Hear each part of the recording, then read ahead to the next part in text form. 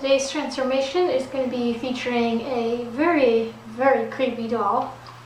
This baby from the 1960s. So there's actually a backstory behind this doll and why I'm making her over. I don't typically collect random baby dolls or bigger scale dolls unless they're American Girl or Cabbage Patch. About a month ago, I was driving my sister to her second job and there was a problem with my Jeep, and because a family member of mine lived close to her second job but wouldn't be getting out of work for a few hours, we basically planned that I would hang out at my sister's second job until it was time for her to leave, and then we would go and have my Jeep looked at. So while I was there, I was in a separate little room away from all of like the kids and stuff, and this baby doll was sitting on the table. I guess she was from the basement of the building. Who knows how long she had been there. She was clearly tortured. And while I'm sitting there kind of like uncomfortable and anxious about like what's wrong with my Jeep and being uncomfortable in a new setting, I actually strangely felt comforted by this baby doll because I just love dolls. And even though she's totally creepy looking, it's not her fault. Someone made her creepy. She's just a sweet little baby doll. And while I was waiting around, I was trying to do some research on her. I figured she was from the 60s based on what I do know about these dolls. And she doesn't have any manufacturing marks, so chances are she's not from one of the big companies like Ideal Toys or Madame Alexander, or Unita was another one. There are a lot of different companies that made baby dolls similar to this in the 60s. They were obviously a popular style. I think she's just some off-brand one, but she's still really nice quality. Anyways, I really wanted to clean her up in that moment, but I did not have the option to do it. So Colleen ended up bringing her home for me about a month later, and now she's going to be part of the collection, so hopefully I will be able to fix her up. I like a challenge, so I'm hoping that I can test my skills and repair this doll and make her cute again. So without further ado, let's get into the makeover because this poor thing has been waiting for probably decades to be cleaned. So this is an up close of a creepy baby. She has whiteout on her eyes, and I could tell that this was probably whiteout when I was just looking at her because of the consistency of it, and that was confirmed. My sister's friend who she works with said that she was the one who put the whiteout on the eyes for Halloween. But her face paint otherwise is in really nice condition. You can see like her eyebrows, her lashes, and her lip paint still there. And she still has nice eyelashes and her eyes open and closed, and she's really heavy. So she's wearing this like homemade outfit that she's sewn into. She does have some kind of damage, like something got glued to her hand, maybe with a hot glue gun that kind of melted the plastic. Some of her fingertips are kind of messed up. And of course, she doesn't have hair, but this doll was originally rooted. I don't know if it fell out or was cut off. I'm assuming a lot of it just fell out because it probably wasn't rooted the best, and it seems to be a pretty common problem with dolls from this era. Maybe it even dry rotted because certain types of hair can dry rot with age, so they just sort of break off. So first things first, we're going to get Creepy Baby undressed. She is sewn into this. Actually, she was glued into this. So I wasn't planning on keeping this outfit originally, but it's pretty well made. It just needs some closures and no sense in wasting it, right?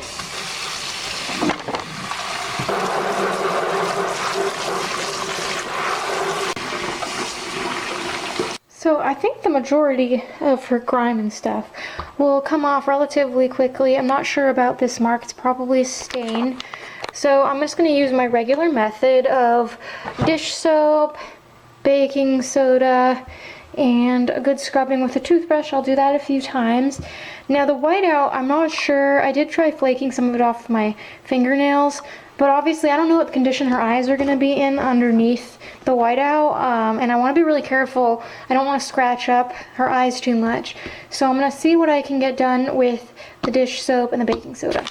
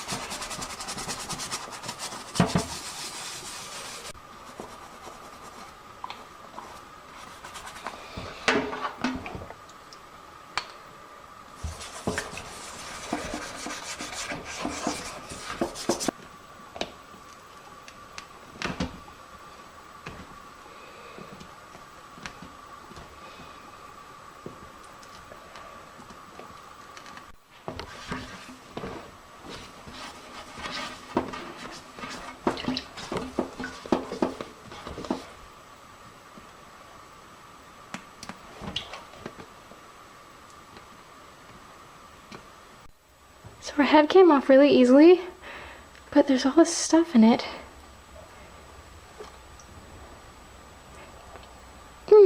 Well, we're gonna get rid of that. I'm really not sure what that stuff was. I'm assuming it had a reason to be in there, like some factory reason, maybe to keep her head from being super squishy. But I'm gonna go in and like put some dish soap up in here.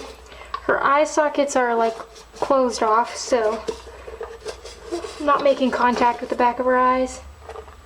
I'm just gonna... she has these, you know, like glass eyes, and one is really discolored, but the other one is still okay. And I did manage to get most of the whiteout off. So I'm just going to take some isopropyl alcohol, put it on this rag, and then I'm just going to use my finger, kind of like get up in her eyeball.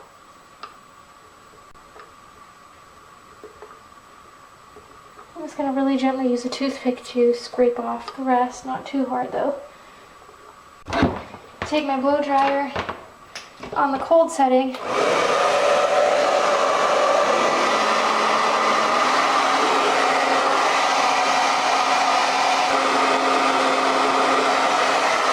And that'll just make sure that behind her eyes is dry so it doesn't get moldy. A lot of times with these eyes there's something metal in the back that could rust, and it looks like she might have had that problem because there's some rust stains.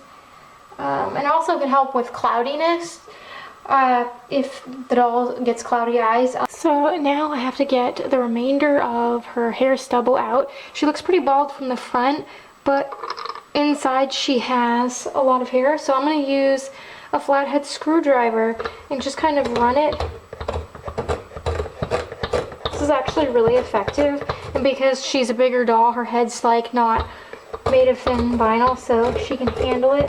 I'm not like going really hard, but just enough to loosen the hair, because obviously like a crochet hook is really short, so rerooting her is going to be interesting. So I'm just going to get her emptied and move on to the next part of the makeover.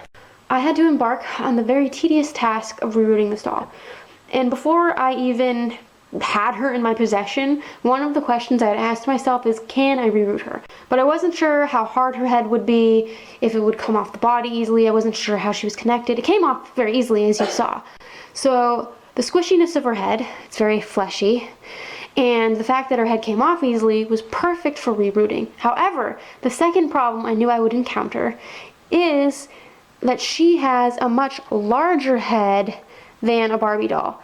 Hang on, I have an Aurora. So just for a frame of reference, this is an Aurora doll that I'm going to be rerooting, because you can see she's very bald and her hair is in bad condition. This is the difference. So this head, a head this size, and I'm a pretty quick rerooter, would take me somewhere between 3 and 5 hours to put all the hair in. So you can imagine, just time-wise, I'm not done her yet either, but how time-consuming this was. And I didn't know how much hair I would need, because I've never rerooted a doll of this size, and I was concerned about the needle, because this is the standard size needle that I use for a doll like Aurora. So when you stick the eye into the head and it comes out the neck, you can see there's plenty of room to work with where I can slide the new plug of hair in and pull it up. But that would never work with this size needle. I bought upholstery needles, and you can see how much bigger this is compared to this. I think this is a 6-inch needle or an 8-inch needle. This works fine, because you can see I can slide it in. You can see it goes in very easily and it comes out. However, I wanted her to have short hair, like a baby cut. I know this looks funny right now, but trust me, it'll be fine. I didn't want her to have really long hair. And also, to give her like long hair would have been insanely expensive. I had to do I've bought 4 skeins of these. They come in packs of 2 at 32 inches long. That's the extra large format from the site. So I started with 2 and I used them, and I ended up with like a huge ring around her head. So then I had to order more, and I had to wait for that hair to come. just getting it in was difficult because this is my hair. I do like the middle knot method. I have a whole tutorial on rerooting, so this is not a tutorial. This is folded in half, right? Because the idea is that the knot sits between the two plugs and keeps it in. However, if you put the knot where it will be right under the head, it doesn't come out the neck hole, right? So you're thinking, how the heck have you been doing this? Well, that was the problem I first encountered. So her full front line was done with the single knot method, where basically like you just knot this end and you thread it through once, but that's not as secure. I'm spending all of this time and I'm spending the money. I had to spend $50 on hair. Now, granted, I have a bunch left over, which I'll explain more about, but I wanted to make sure it was done right. I start the normal way, right? Get it through. So I pull it through, and then I'm tugging on it, right, because the knot's there. Then I go to the hole next to it. And you can see how easy her head's being with the needle. The problem is the little other half is all the way up in there. So what I do is I slide it down, and all it does is it makes this hair up here shorter. So that's the plug that I just pulled through. I have enough now where I can thread it through, right? And then what I do is I like to hold this in place because sometimes when I pull up it yanks that out. And there you go. Then I pull it through, tighten this one back up. Voila, it's not going anywhere. I love the knot in the middle method. You can see I'm like really pulling on it, and it keeps all the length. It's nice and thick plugs, and it's relatively easy. That's how I did it. So it's just as sturdy as how I regularly reroot, but modified. And sometimes you have to think creatively like that in order to do a certain project. And the great part is now I have this whole bag, and then a quarter of the skein, the last skein, and that'll be more than enough to do this Aurora. So we'll be back when she's at the next stage of the reroot, which is cleaning and styling the hair.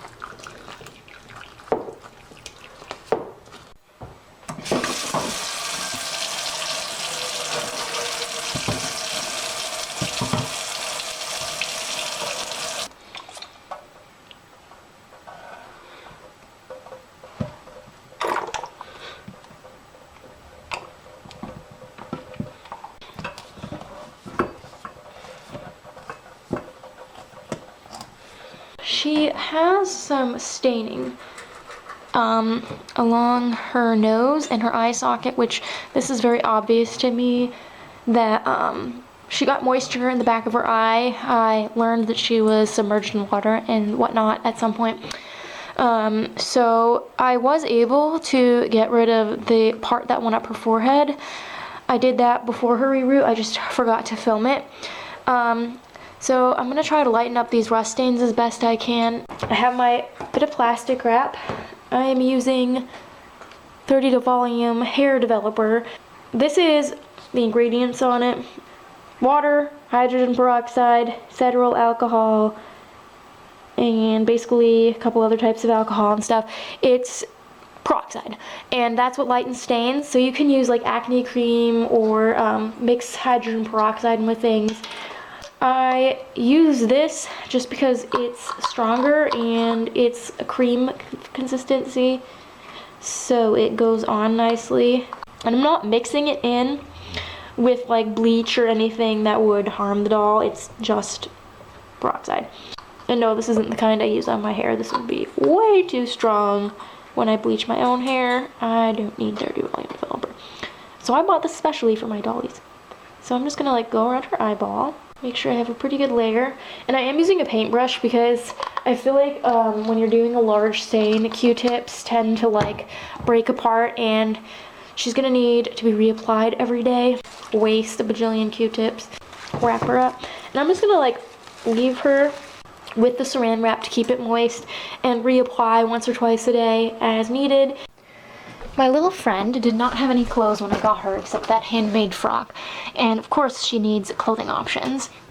And I was planning on just having her share some of my human baby clothes from my Cabbage Patch dolls, but I am a member of Amazon Vine, where you get like free items in exchange for leaving a review. And they had these like fake reborn clothes. I don't really know like if the term fake is appropriate. I don't know much about reborns, but they're basically like budget reborns. And they had a bunch of different outfits for them in Amazon Vine section. I bought an outfit for my big Cabbage Patch soft sculpture boys, and I liked the quality so much that while these are a different brand, I thought of Coraline when I saw more stuff get listed. I do have another outfit coming. I'm not sure. I think one of these is for my boys. Oh, ooh, this is so cute. Okay. So, she can't really use the binky, obviously, because I'm pretty sure those reborn knockoffs have, like, magnetic binkies. It's still really cute, though. So this watermelon one. And I did try on the duck outfit I bought from my Tabby Boys on Coraline to see how it fit. Ooh, this is really nice. This is super thick. Ooh, let me see. And it has a headband that's kind of big, but you can tie it tighter. That is so cute! And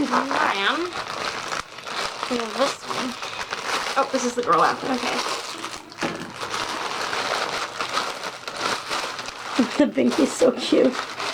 You know, and then they sent, oh, we got 3 binkies. We got extra binkies. And then this one retails for $20, and this one comes with a bottle. I had a bunch of bottles like this from the dollar store when I was a kid that I bought for my Bitty Baby dolls.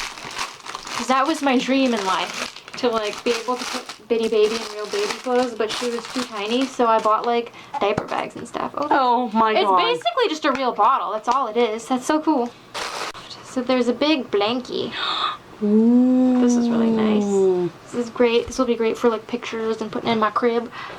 And then there's these little tiny socks. Sweet little headband. These big bloomers. And this adorable dress. Yeah, this is nice. I wouldn't say this stuff is as nice quality as the outfit I have for Oscar and Baldwin. I can show that actually. So this is Oscar. He's my soft sculpture doll from 1985. And he has this really cute ducky outfit which fits Coraline. But this is better quality. This is from... He's from 1984. The Millie doll line. Like that brand. But it's just like real baby clothes. It doesn't have any Velcro closures. Whereas this brand feels more like doll clothes.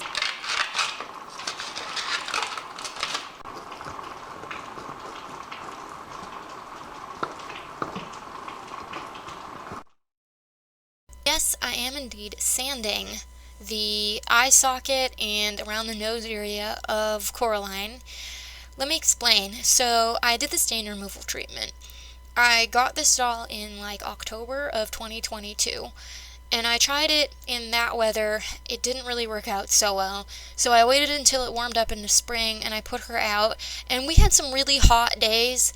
It didn't do anything. I even bought new peroxide just to see if that would make a difference. It just would not lighten. It was just ghosting her face. By that I mean the dye. Because she's from the 60s, her skin color was added after the fact. So that made the dye basically come out and she got completely pale and white in the area, but the stain was still there and it was very noticeable. You can't see it so much in these clips, but in person it was so obvious and really gross looking. So I spent a long time thinking about what I could do, trying to do some research. So finally I said, screw it, I'm just gonna see if I can sand it off using very fine sandpaper and like wet sanding. And so you can see I keep cutting off different pieces of the sandpaper, folding up into these tiny little squares and getting into the like tiny crevices. It was a really weird area around her nose and in her eye socket, but I could see it coming off her eye socket right away. And then I followed it with like an even finer sandpaper and then a magic eraser, which a magic eraser is also like a form of sanding, and that smoothed out so you couldn't see much like rough area from where I sanded. I will explain later on in the video some of the like other issues I had to troubleshoot, but this did get rid of the stain. Sometimes you do have to resort to actually sanding it off, but I'm glad I thought of this because it made a world of difference. I was browsing online and I happened to come upon a restoration technique for fixing cloudy and or rusty eyes. In the past, when I restored my aunt's childhood ideal toy, Shirley Temple doll, I remember her eyes were cloudy and I used a blow dryer and just held it over the eyes and it cleared up the cloudiness. Coraline doesn't have cloudiness in this eye. It almost looks like maybe the decal on the inside is peeling, but she obviously had rust damage because that's what you saw in the previous clip, me sanding off, was all the rust staining. So I'm thinking that maybe there is some rust in here. So the technique I heard about, which I'm a little nervous to try, but like at this point she has nothing to lose and I'm only going to be doing it in this eye because this eye is good. Putting sewing machine oil into the eye and like getting it in the back of the eye and then flipping the doll over so that like all of the rust and stuff bleeds out. And I've seen some pictures and it's worked for some people, so why not try it? So it's kind of difficult to see in this lighting, but you can see that like her eye definitely doesn't have the same definition as this eye. I did blow dry it just, you know, for the heck of it, and I think it helped a little bit. It's kind of hard to say. So I don't have any sewing machine oil on hand. I checked through all of my stuff, but I do have this oil from my shears my professional shears for cutting hair. I still have some oil for those, so I'm gonna try a little bit. It doesn't come with a dropper. Maybe I'm just really stupid and I can't figure out how it works, but I'm gonna use this dropper that came with the Project MC Squared doll. I use this when I'm mixing like acrylic filler. So you're supposed to like drop it behind the eye, and you're not supposed to go too crazy. Like they say to start with a few drops. I don't really have anything to lose here because her eye does not look the best anyways, so I'm just gonna like put it back there. What's interesting is there was obviously water behind here that caused rust because that was all the staining, but this eye has more damage. So I'm gonna leave her laying down for a few minutes, and then I'm gonna flip her over with like a towel underneath her head, and what that's gonna do is that's going to coax any rust that might be back there out, and hopefully we'll see some kind of results. So I just want to do like a little update. I've been having her laying on this towel for about 2 hours now, and it's actually improved the eye. I'm gonna lay her down for longer, but the way I can tell is that her pupil did not look black before. It was like it looked cloudy, but I can actually see some definition now in this eye. So even if it doesn't get any better, it's still like a massive improvement. I thought that the decal had peeled inside, like what happens on American Girl with Silver Eye, because Silver Eye is not like rust related, but apparently that's not what Coraline had.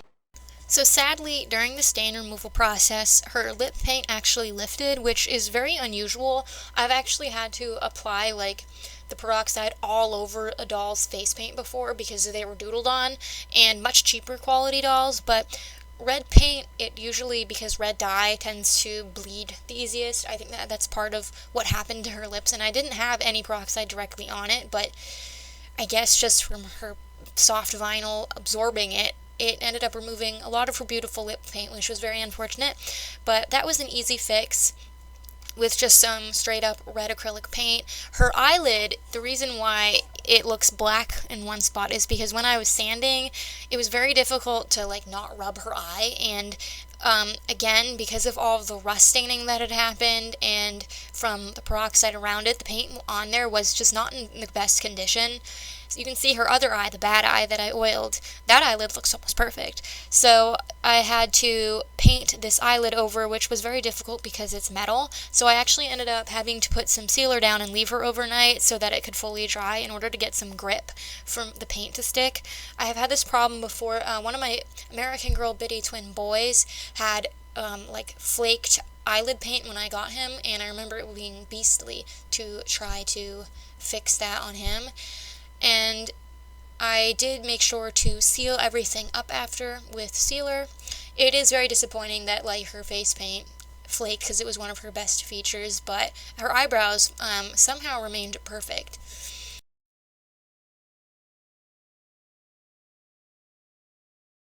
Creepy baby before, with her creepy white-out eyes, her filthy body,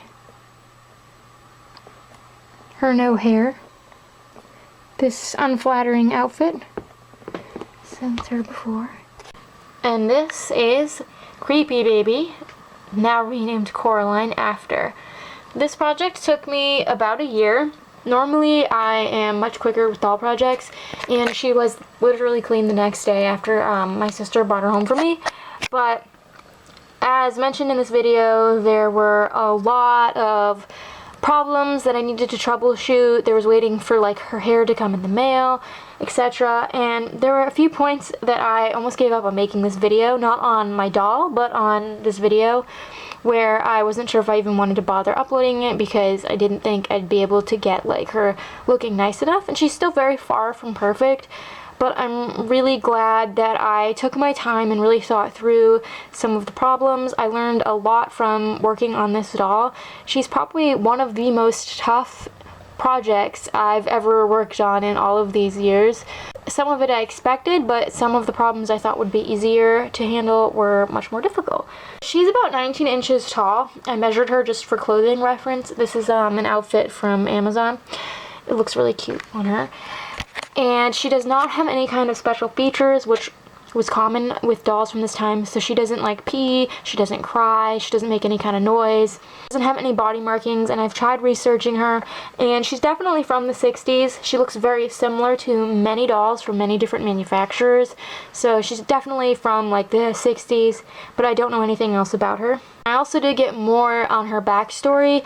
So she was actually used as part of like a haunted house setup that they were doing in the creepy doll room at my sister's old job. That's why she had whiteout on her eyes and why she'd been submerged in water. And I guess after the haunted house, she somehow ended up back up where the kids were, and they just thought it was funny to torment her and that she was like weird looking. So that's how I ended up coming upon Miss Coraline. She made off a lot better than some of the other dolls, because apparently they had some of them in the parking lot and were running them over so they could like break them apart for the room. I don't know. It was, as a doll collector, it made me cringe hearing the story. But we have saved Coraline, and if you're wondering why I named her that, it's because she still has a kind of like weird eye over here, and it kind of reminded me of like movie Coraline, how the characters had button eyes. I think she's really cute, and she turned out a lot cuter than I thought she would be. I did reroot all of her hair. This is Saran. It's a little bit flattened because she was laying down, and it's super shiny. It's not wet, it's just because of like fresh boil wash and stuff. I actually decided not to curl it or anything. I really liked how it looked straight, and I didn't cut it, only a few like random long pieces, because I thought that the way it was naturally rooted looks really cute. It looks kind of like a shaggy baby hairdo. She does have some ghosting in her skin. So dolls from the 1960s and the early 70s, kind of across the board with a lot of manufacturers, their skin color was added after the mold had been cast, whereas dolls from like the mid 70s, late 70s onwards, the dye pigment was added into the mold, so it's colored all the way through. That's why you can do the peroxide stain removal treatment on even like African American skinned dolls, and you're not gonna get any like bleaching.